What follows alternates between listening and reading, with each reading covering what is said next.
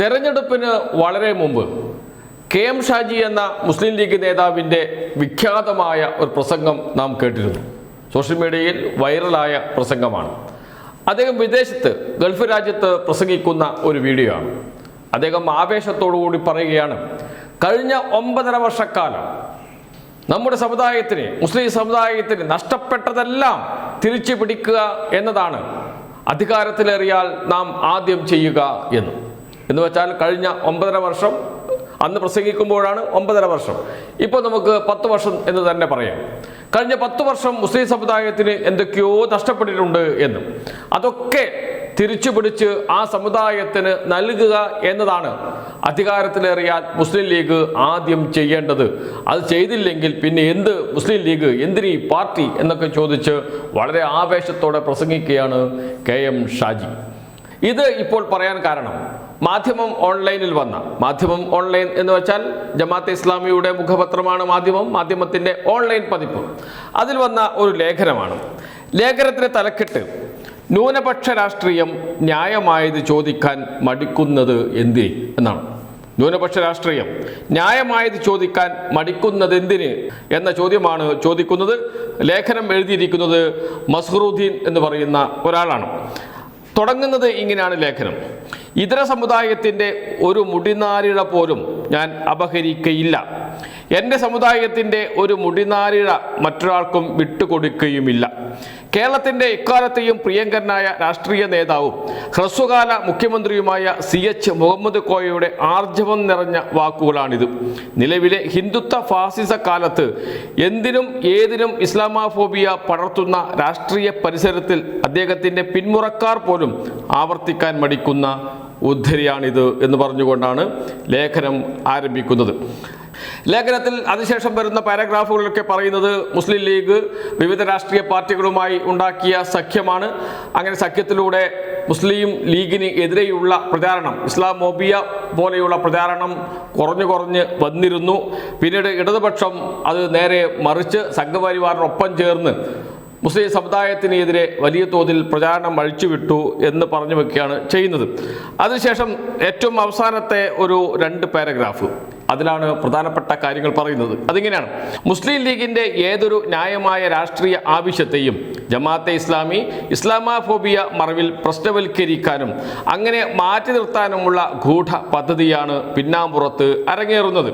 ഇതിനെ മറികടക്കാൻ 1957 മുതലുള്ള രാഷ്ട്രീയ കാലയളവിൽ ലീഗും അതോടൊപ്പം മുസ്ലിം രാഷ്ട്രീയവും കൈക്കൊണ്ടിരുന്ന ആർജവമുള്ള നിലപാടുകൾ ആവർത്തിക്കുകയാണ് പോംവഴി. നിലവിലെ ക്ഷമാപണ മനോഭാവം ന്യൂനപക്ഷ രാഷ്ട്രീയം മറികടന്നേ മതിയാകൂ. ഭരണപക്ഷത്തായാലും പ്രതിപക്ഷത്തായാലും മുന്നണി രാഷ്ട്രീയത്തിലെ ആനുപാതിക കണക്കുകൾ വെച്ച് അർഹമായ ഏത് സ്ഥാനവും നേടിയെടുക്കാൻ വർഗീയ കോലാഹലങ്ങളെ മറികടക്കുന്ന രാഷ്ട്രീയ ഇച്ഛാശക്തിയാണ് വേണ്ടത്. സംഘപരിവാറിൻ്റെ ഏത് വിദ്വേഷത്തെയും മറികടക്കാനുള്ള ജൈവിക പ്രതിരോധ ശേഷി ന്യൂനപക്ഷ രാഷ്ട്രീയത്തിനുണ്ട്. അവകാശങ്ങൾ ന്യായമായാൽ പോലും അവ ചോദിക്കുന്നതിൽ നിന്ന് വിട്ടുനിൽക്കേണ്ടി വരുന്ന രാഷ്ട്രീയ പരിസരം സൃഷ്ടിക്കപ്പെടുന്നത് മൈനോറിറ്റി പൊളിറ്റിക്കൽ ഡിമാൻഡുകളെ സംഘപരിവാറിനേക്കാൾ ഉച്ചത്തിൽ ഇടതുപക്ഷം കൂടി വർഗീയവൽക്കരിക്കുമ്പോഴാണ്. മുസ്ലിം കർത്തൃത്വത്തിലുള്ള രാഷ്ട്രീയ സാന്നിധ്യത്തെ രാജ്യവ്യാപകമായി നിഷേധിക്കാനുള്ള സംഘപരിവാർ ശ്രമങ്ങൾക്കിടയിൽ അവരുടെ പ്രാതിനിധ്യത്തെ പ്രേത സാന്നിധ്യമായി അടയാളപ്പെടുത്തുന്നതിൽ തീവ്ര വലതുപക്ഷത്തോടൊപ്പം ലിബറലുകളും ഇടതുപക്ഷവും പങ്കാളികളാകുന്നു എന്നതാണ് കേരളത്തിലെ വർത്തമാന രാഷ്ട്രീയ യാഥാർത്ഥ്യം.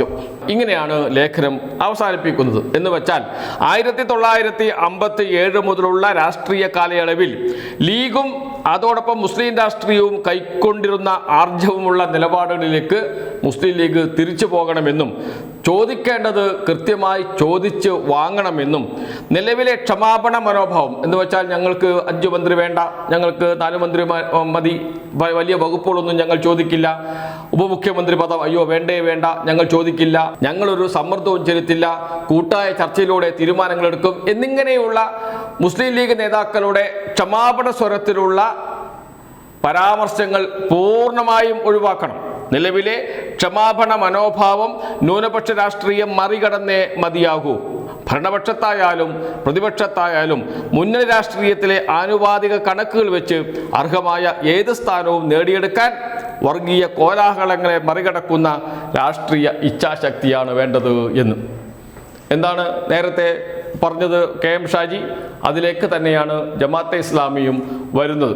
എന്ന് വെച്ചാൽ ജമാഅത്തെ ഇസ്ലാമിയാണ് കാര്യങ്ങൾ ആദ്യം തീരുമാനിക്കുക, അത് മുസ്ലിം ലീഗ് നടപ്പാക്കുക. ഇതാണ് രീതി. കേരളത്തിൻ്റെ മുഖ്യമന്ത്രി VD സതീശനാകണമെന്ന് ആദ്യം പറഞ്ഞത് മീഡിയ 1 ചാനലാണ്. അതിനുശേഷമാണ് മുസ്ലിം ലീഗ് അതിനെ പിന്തുണച്ചുകൊണ്ട് രംഗത്ത് വരുന്നത്. എന്ന് വെച്ചാൽ ആദ്യം നയപരമായ രാഷ്ട്രീയ തീരുമാനം പ്രഖ്യാപിക്കും ജമാഅത്തെ ഇസ്ലാമി, അത് പിന്തുടരും മുസ്ലിം ലീഗ്. ഇപ്പോഴിതാ മാധ്യമത്തിൻ്റെ എഡിറ്റോറിയൽ വിഭാഗത്തിൽ വന്നിരിക്കുന്ന ലേഖനമാണ്. അത് പൊതുവെ മാധ്യമത്തിൻ്റെ നിലപാടായിരിക്കും, ജമാഅത്തെ ഇസ്ലാമിയുടെ നിലപാടായിരിക്കും. അത് അവർ പ്രഖ്യാപിച്ചു കഴിഞ്ഞു.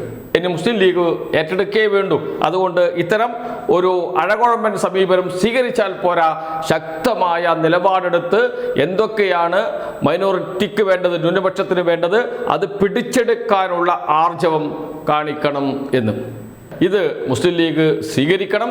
എന്ന് വെച്ചാൽ ശക്തമായ നിലപാടെടുത്ത് മുസ്ലിം ലീഗ് മുന്നോട്ട് പോകണം. ഒരു സംശയവും വേണ്ട, UDF സർക്കാരിൽ ഇത് തന്നെയാണ് നടക്കാൻ പോകുക. അതിലേക്ക് തന്നെയാണ് കാര്യങ്ങൾ പോകുന്നത്.